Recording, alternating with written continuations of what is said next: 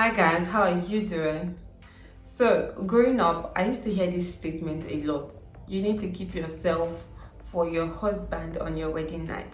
And it said it a lot to the female gender. It was almost as if it's a taboo for the guys to keep themselves for us on the wedding night. Well, my friends and I came together and we made a decision to keep ourselves till our wedding night for our husband. Let's just say that I wasn't able to keep up with that decision, right? And I'll tell you why. So anytime you make a decision to do something and your focus is not on Jesus, or it is outside the four walls of bringing or giving glory to Jesus, there's a high chance that you will flop, right? And two, anytime you make a decision to do something and you're not relying totally on the strength and the grace of God to accomplish that thing, you will definitely fall. And especially when it has to do with something that will edify your spirit man. So as for me, the reason why I wanted to remain a virgin to my wedding night was because, one, my friends and I made the decision. We came together to say, let's be virgins till our wedding night.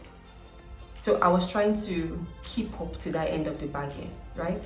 And two, I had certain people in my life, quote and unquote, very elderly people that, didn't see any good in me. In fact, they would call me to my face prostitute, and I was very young at the time. So imagine what that did to me.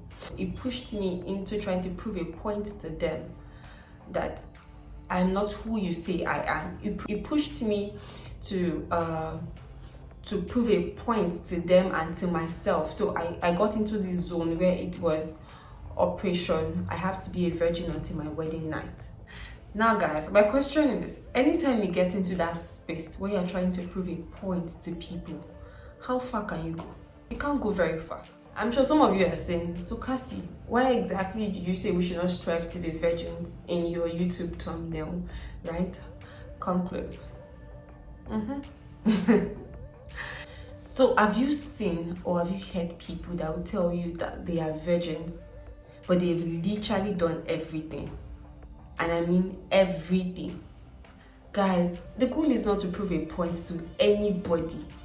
The goal is not to say, oh, I got married as a virgin, or oh, my husband and I didn't have sex before we got married, and you're preaching to thousands of people and everybody is clapping for you. That's a great thing, by the way, so you don't get me wrong. Instead of trying to be a virgin, let's have a total mental reorientation of trying to be holy, of trying to present our bodies as living sacrifice unto God, and not unto a man.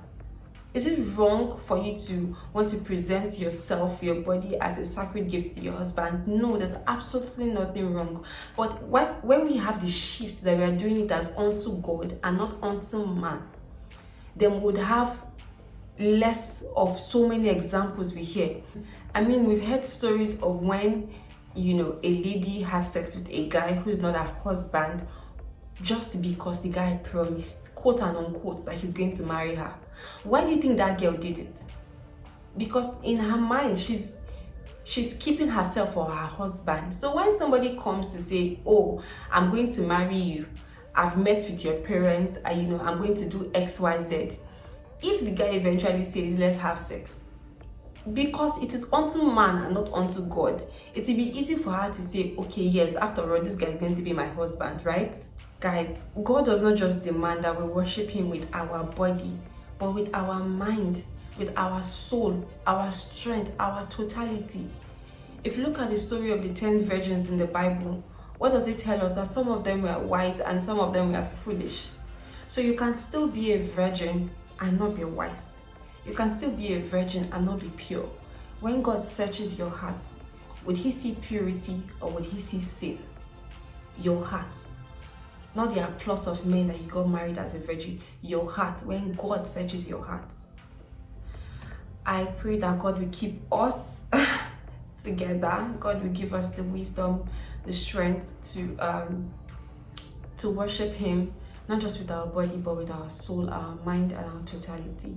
For in Jesus' name. Please feel free to drop any comments, feel free to like, feel free to share, and I see God blessing us all.